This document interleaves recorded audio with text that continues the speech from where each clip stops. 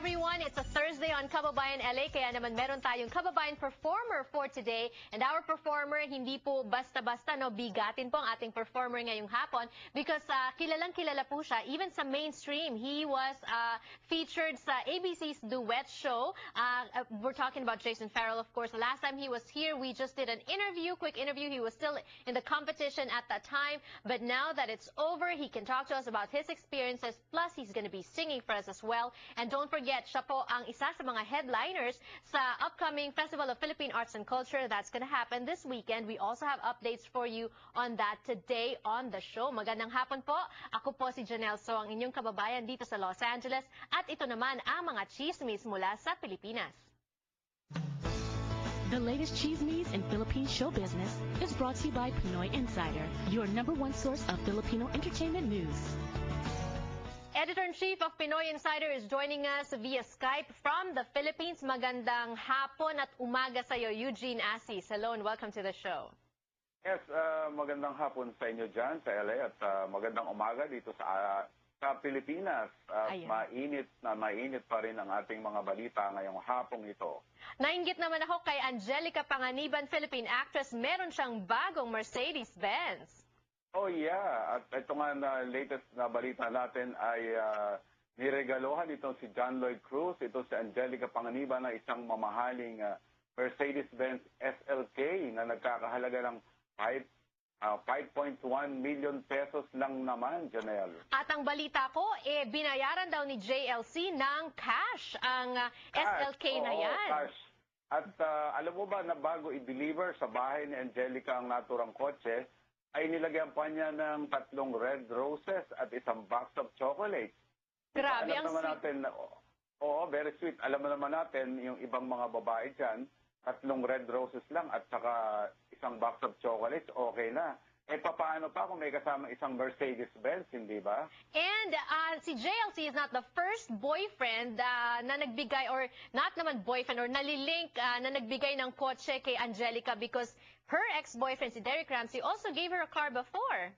Yeah, isang Mini Cooper na tinawag pa nga nilang David James Cooper.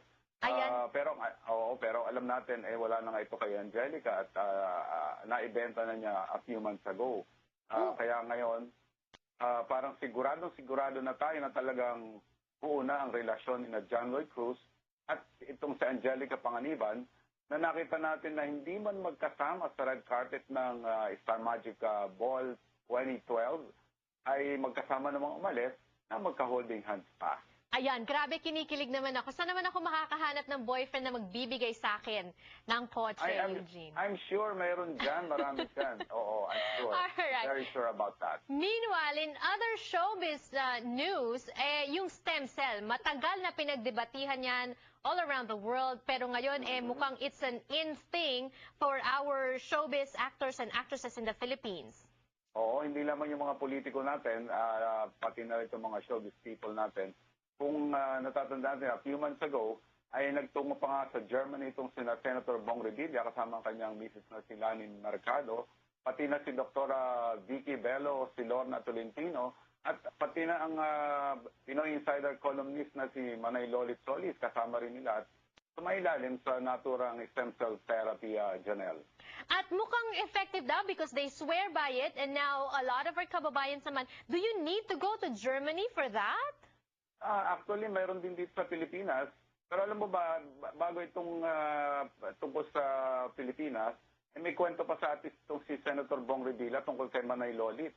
Ano daw? Hindi lang daw gumanda ang pakiramdam nitong si Manay Lolit, nagbalik pa daw ang monthly period nitong ating kaibigan. Aba, totoo kaya yun?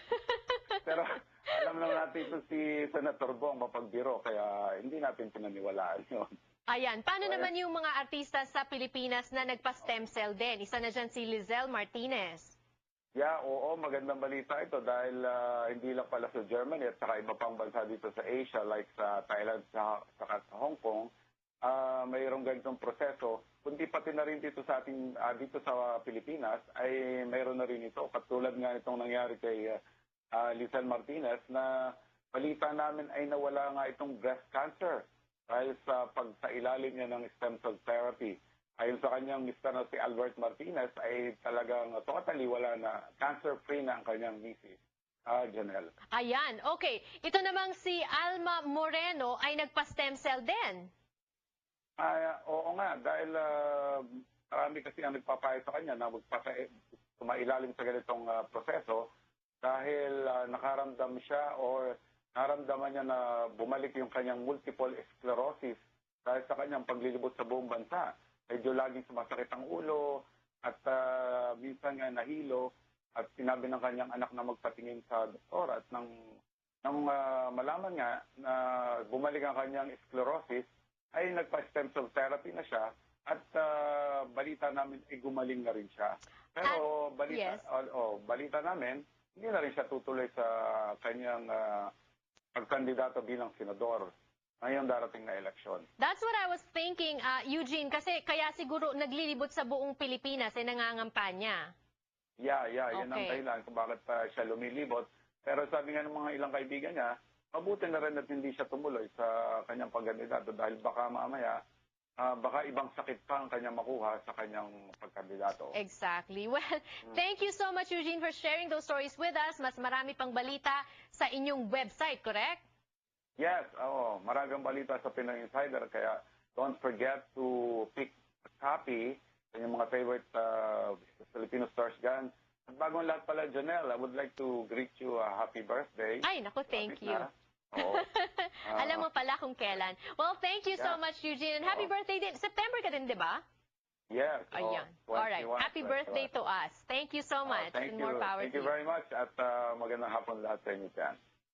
That was Eugene Asis, Editor-in-Chief of the Pinoy Insider. Yan po ang 100%, only 100% colored newspaper dito sa ating Filipino-American community and only 100% entertainment news po yan. When we return on the show, let's talk about FPAC. Don't go away.